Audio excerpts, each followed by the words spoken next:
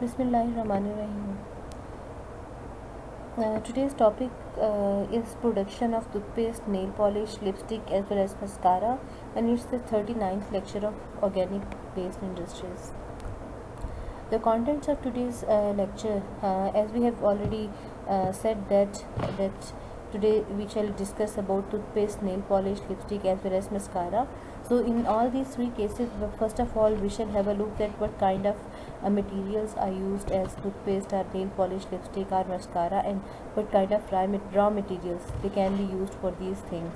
And then the last part is about the manufacturing or production of these materials. Starting from the lipsticks. So basically lipsticks are very common in use for women, and they used to impart very attractive colors and glossy moisture appearance to lips.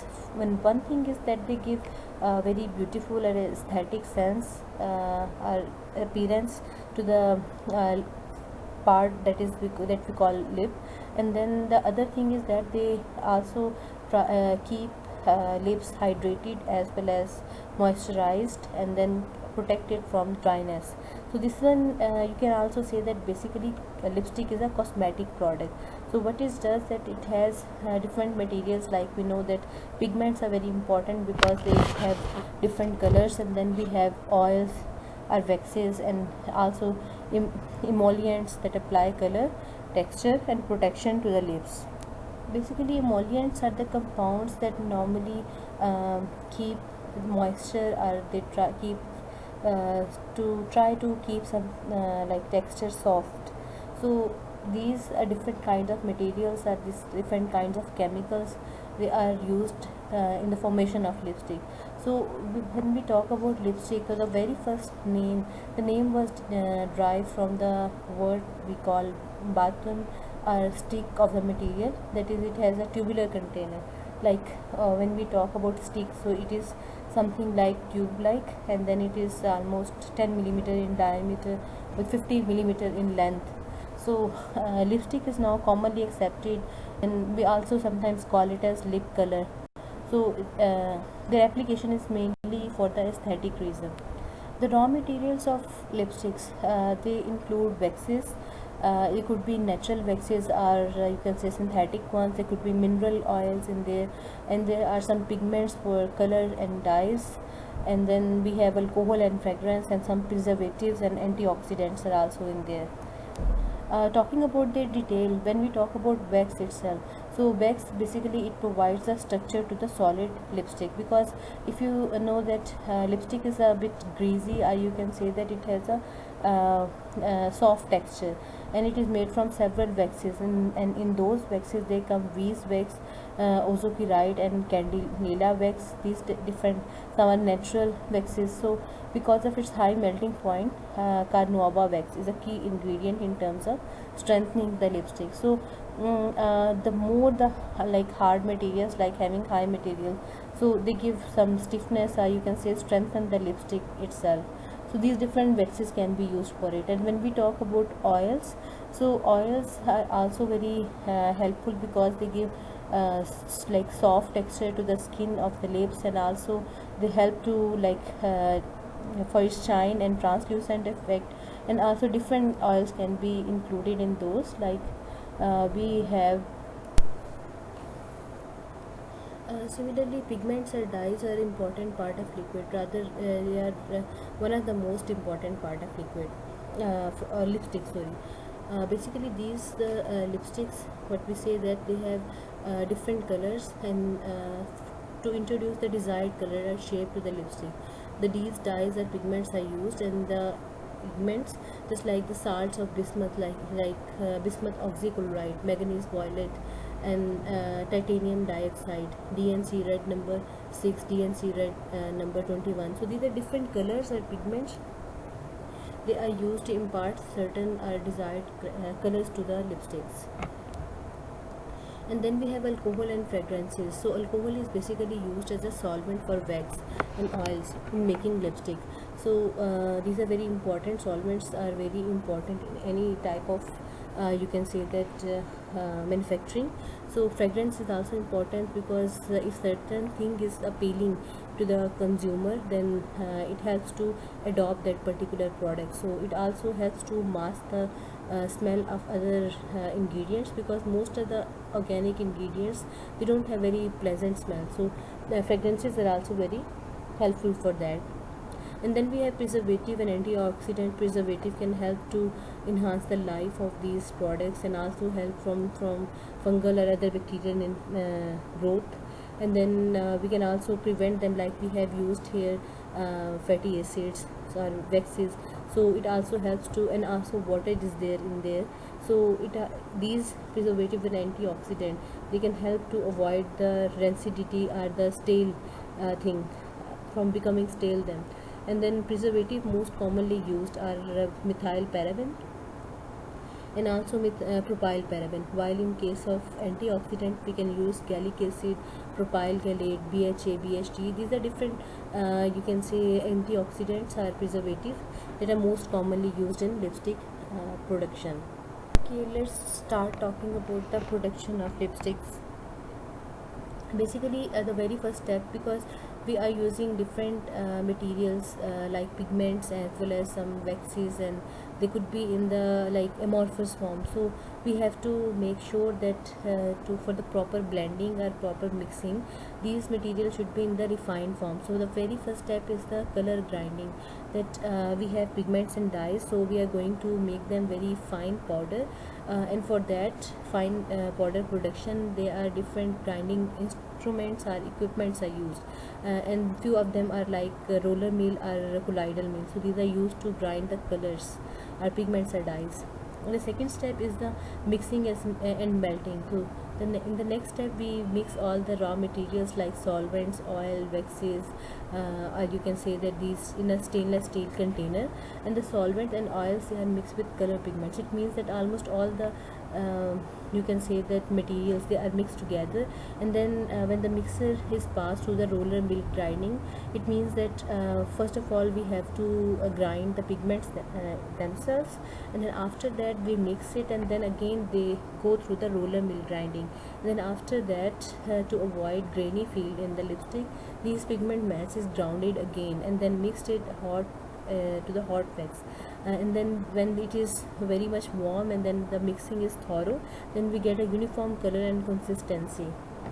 In the next step we have molding, because when the mixture is formed, then you have to give it a proper shape, because this proper shape is very important, because we have to deal with the lipstick, and this should be portable and handy. So for that, once the lipstick mixture is mixed and free of air, they are ready to be poured in tubes.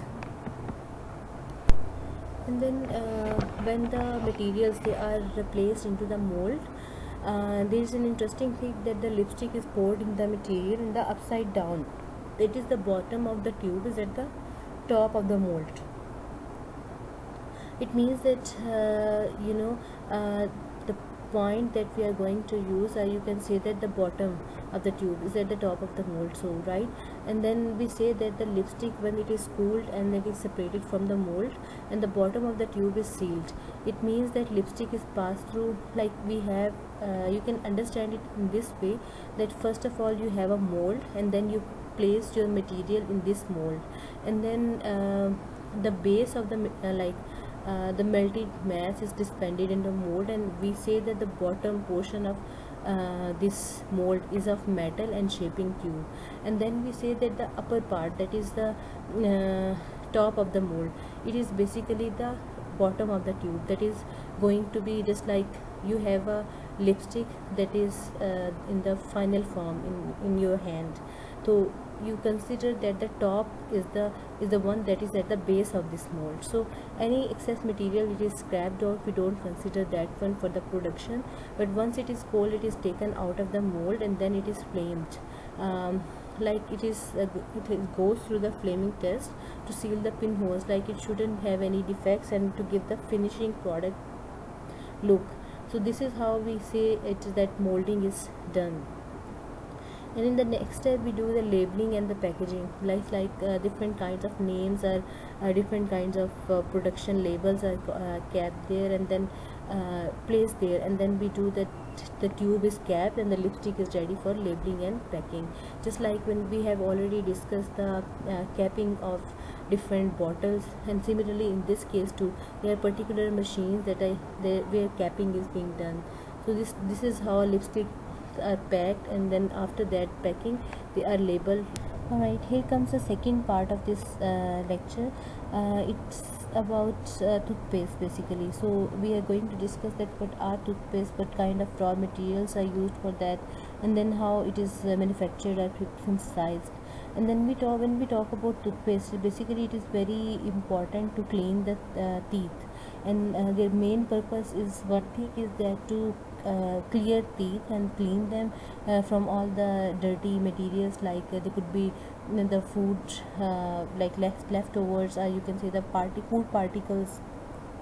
They could be germs and many other things like that. And then the other thing is that they help to give a fine color, or you can say it is used to do the polishing and then removal of stains from the teeth, and it also reduces incidence of tooth decay. They help to improve the health of the teeth. The reduction of oral malodors, that is foul smelling, can also be reduced by using tooth. When we talk about the toothpaste ingredients, then we have different types of materials, like they could be liquid base, fillers and abrasives, or you can say rheology modifiers. Rheology modifiers is something related to the you can say that this there being viscous, or like it deals with the their fluidity properties. And then we go to the some detergents are in there that help to clean the teeth basically. So these different materials, they have different percentages. That is, just like liquid base, it could be like white, um, 30, or you can say that gel up to 50-80% almost it contains liquid base. So it means that there are different basically types of toothpaste too. So if we talk about the whitening, or you can say that gel type of toothpaste, they contain lots of liquid base. And then we say that different kinds of materials are used as liquid base, just like when we talk about polyols, or you can say that glycerine or sorbitol, these are used as the liquid base. And when we talk about fillers and abrasive, basically these fillers and abrasive, they help to provide the polishing action in white teeth. So in these type of materials, they come calcium carbonate, silica, sodium bicarbonate, or sodium metaphosphate. So basically what they do, they help to polish the teeth. And then we say that rheology modifiers, basically as we have discussed, rheology is mainly concerned with the fluidity or fluid properties, just like viscosity, or it could be that toothpaste must flow easily, that is not too rapidly from the tube. And also if you remember that there is always a continuous flow, there is no break when we take the toothpaste out of the tube. So these type of things are controlled with the rheology modifier. These materials are basically we have carrageenan or xanthan gum, or you can say cellulose gum. So these materials are used as rheology modifiers. Then comes detergent basically. So detergents are the compounds that help to produce foam when brushing. So the material that is most commonly used is sodium lauryl phosphate, sodium lauryl sulfate. Then we go to the flavor, and then the different materials are used, and they could be artificial or original or natural, and sweeteners are also used. And then we have coloring effects and preservatives are in there. So they have different examples as shown here, like sodium benzoate or paraben can be used as a preservative. Colorings are used by the some salts already available. Let's talk about the processing of toothpaste. So I have already told that toothpaste have many different kinds. There could be some toothpaste they give the whitening effect. Some are used for polishing effect, and some toothpaste are used as a just like they help to reduce the sensitivity of the gums. and also some are there to help to control the cavity production. So according to different product type, different ingredients are used. So but the typical procedure, it can be like this, that we have to first prepare the liquid base. Just like we have discussed that in white and gel there are different percentages of these liquid bases. So water, sorbitol or glycerine and other liquid ingredients, and rheology modifiers, they are pre-mixed with non-aqueous liquid ingredients, and then they are blended together. Once we have a like rheology modifiers and then these non-aqueous liquid ingredients, we get a some, you can say that paste type of or blended type of materials, and active ingredients, sweetener, preservatives are added, and abrasive and fillers are added after that.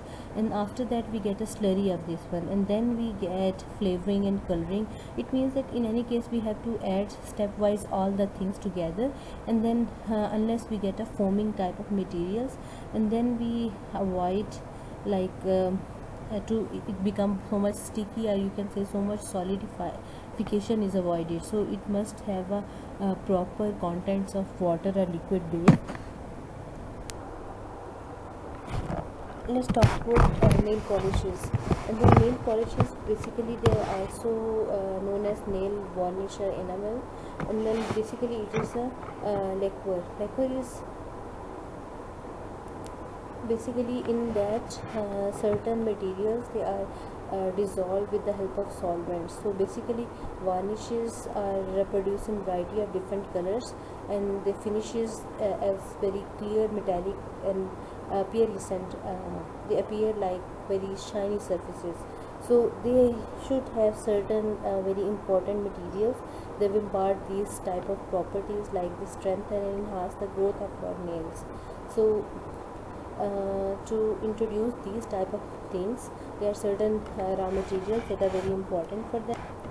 We have like liquid base, and then the coloring agent, and the third thing is the formulating agent. When we talk about the liquid thing, that is the basic main part of this thing that gives it the final touch, or the main thing that is basically helps to like it gives a proper shape and structure, and also the strength to it. So it has some particle type of thing, or you can say that solid thing that is dissolved in the solvent type of material. So one thing is the film polymer, and the second thing are the resins, third are the solvents, and the fourth one are the plasticizers. When we talk about coloring agents, then we have dyes or pigments in there, and the third thing is also very important, that there are certain perfumes are added that mask the smell of other chemicals and also give a pleasant feeling to the consumer. Talking about the manufacturing of nail polishes, in these we say that almost 75% of the solvent is used, and when we in these cases we normally use those solvents that can evaporate easily, so that when we apply them on the nail surface, then the solvent evaporates and giving it a final hard form look.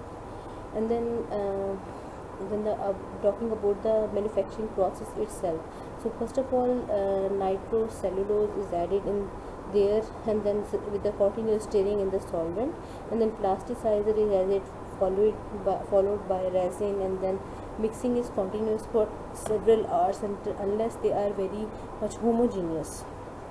This is how we make the clear lacquer, and then after that they go through different processes like centrifugation or filtration, and then pigmented chips are added, and different colors are given to them depending upon the desired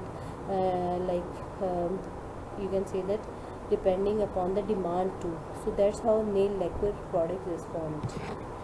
And this is a pictorial representation of how nitrocellulose is mixed with plasticizers together, and then color pigments are added, and then they are rolled or grinded in, so that there is a thorough mixing, and also there are no particles that can be make a lump or separate out.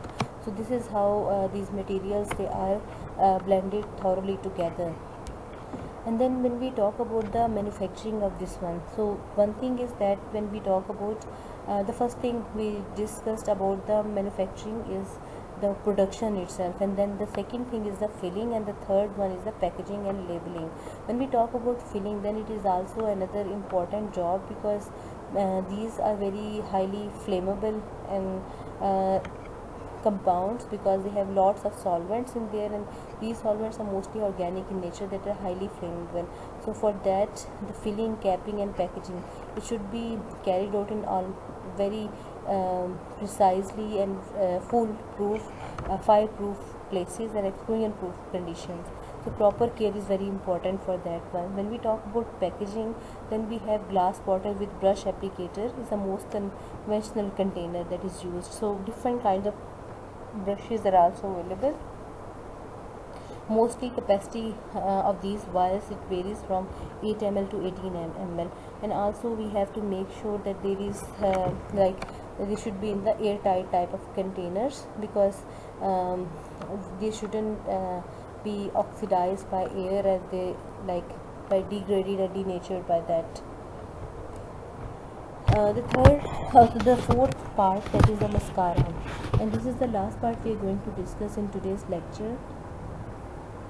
Basically, in mascara, when we talk about, then most of the cases mascaras are because these are applied on eyes, so mostly they have dark colors, like they could be black color or they could be of brown color, and but these days many other different color mascaras are also available. And then when we talk about these coloring agents, so pigments or dyes are also very important part of these mascaras. So one thing that is most commonly used is the black mascara. So these are basically the source for this pigment is the carbon black, that is the most abundantly used mascara ingredient in most of the recipes. And then we have iron oxide. Iron oxides are mostly used to impart brown color to them. And then other colors less like ultramarine blue, they are also used in some formulas depending upon their demand. When we talk about the ingredients of these mascaras, and one thing that we have said is the pigments or dyes, and of all these carbon black is very important. And the second thing is that the emulsion or oils or waxes and water, you can say that to give them like very protective coating, or you can say the shiny appearance, and also the fluidity. There are certain beeswax or mineral oils, or you can say water is also used. Some they say formulas, they also contain alcohol as a solvent. And the third thing that is very important is the stearic acid, that is the most commonly used ingredients of these. These are basically stiffeners such as gums, you can say that basically methyl cellulose type of materials. They give strength to these mascara fluids. Some of them also have rayon fibers that also make the product more viscous. So different ingredients, they have different roles and they have their own importance. After ingredients, we are going to discuss the manufacturing of mascaras.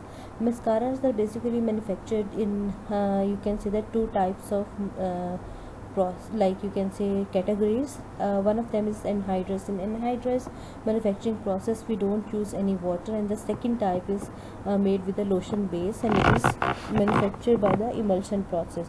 So one of the method is known as anhydrous and the second one known as emulsion. The first process, that is anhydrous method. In this case, what we do, that as we have said already, that there is going to be no water in there.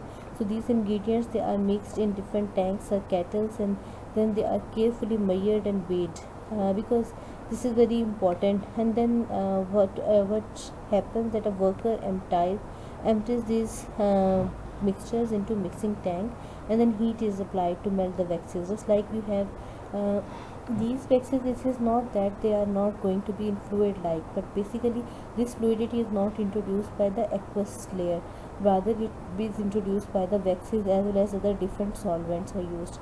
So proper blending and heating is done until the proper semi-solid state is formed, and then we get this mascara type of mixture.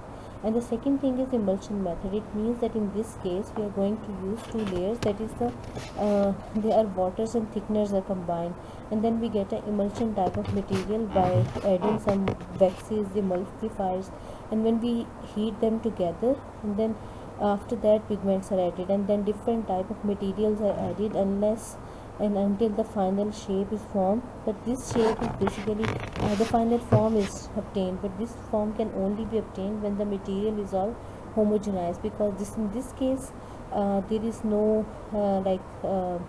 you can say, because this is emulsion, so this is going to be mixture of two immiscible liquids, so you have to, this homogenization is done at a very high speed in order to remove all airs, and this way emulsion method is carried out.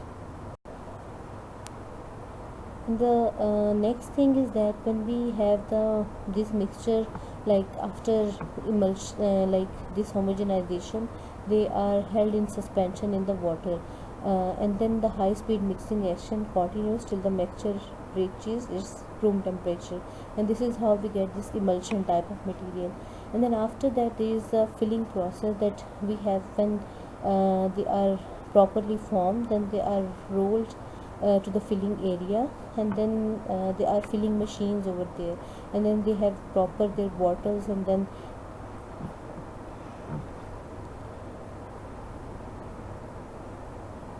proper bottles are there, they are filled into the bottles.